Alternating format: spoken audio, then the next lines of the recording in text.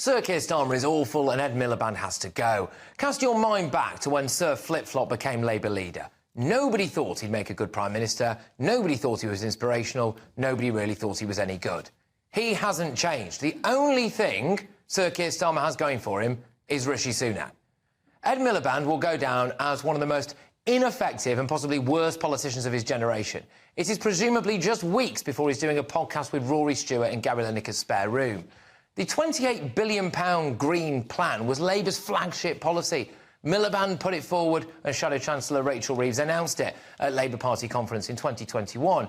Miliband actually said this as recently as June last year. Some people don't want Britain to borrow to invest in the green economy. They want us to back down, but Keir, Rachel and I will never let that happen.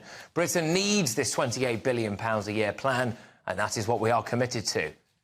Fast forward to today, and we have yet another screeching U-turn. Let's add that to the list, shall we? Keir Starmer sacks Rayner, promotes Rayner. He biffed her over dodgy local election results, and then after a bit of pressure, decided to give her the ludicrous titles of, and I think I'm right in saying this, Shadow First Secretary of State, Shadow Chancellor of the Duchy of Lancaster, and Shadow Secretary of State for Future of Work.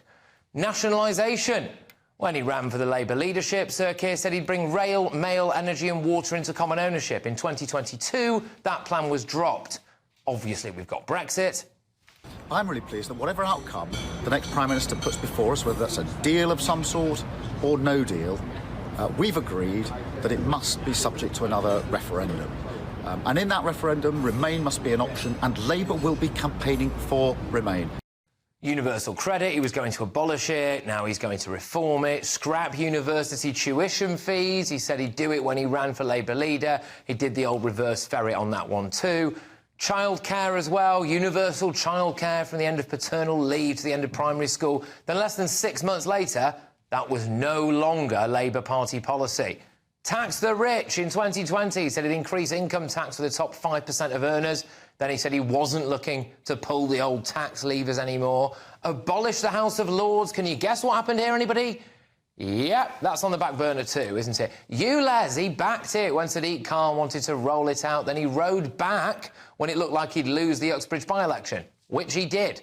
Bankers' bonuses. Slam the government for removing the cap on bankers' bonuses. 3 months later, Labour confirms they would not reverse the policy. If Keir Starmer told you it was raining, you'd have to go outside and check for yourself, wouldn't you? Now, the woman, I should say, well, although to be fair again, that's been very controversial this week, isn't it? The woman he wants to be Home Secretary has posed with a sign saying refugees welcome. The bloke he wants to be Health Secretary wants to essentially privatise the NHS and could lose his seat to an independent pro-Palestine candidate at the next election, after already losing a chunk of his front bench over Gaza. Surely he has to sack Ed Miliband.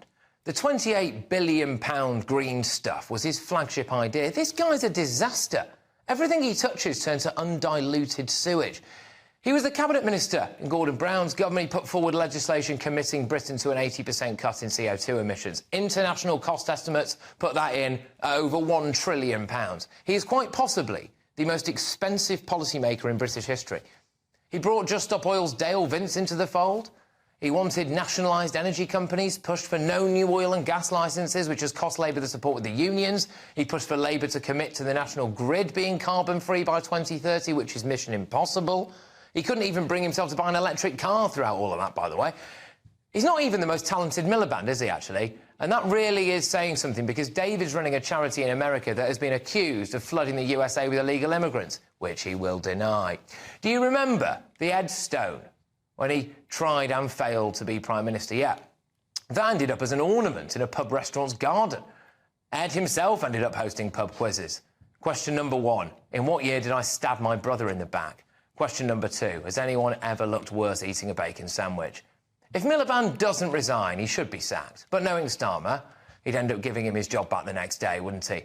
Maybe when Wes Streeting gets his hands on the NHS, he can fast-track Starmer up the waiting list because somebody needs to give him a backbone.